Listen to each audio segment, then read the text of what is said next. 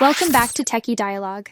In this video, I'll show you how to double space in Google Docs so your documents meet formatting requirements quickly and easily. Step 1.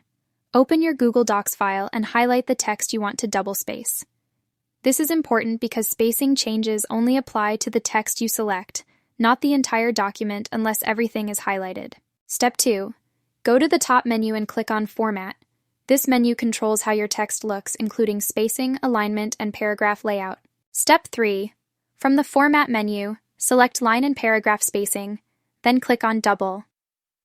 This instantly applies double spacing to the selected text and is commonly used for essays and professional documents. Step 4. If you want to change the spacing back, highlight the text again, return to Line and Paragraph Spacing, and choose Single or 1.5 spacing. You can also press Ctrl+A to select all text at once before adjusting the spacing. Thanks for watching Techie Dialogue. And don't forget to subscribe to the channel for more simple and helpful tutorials.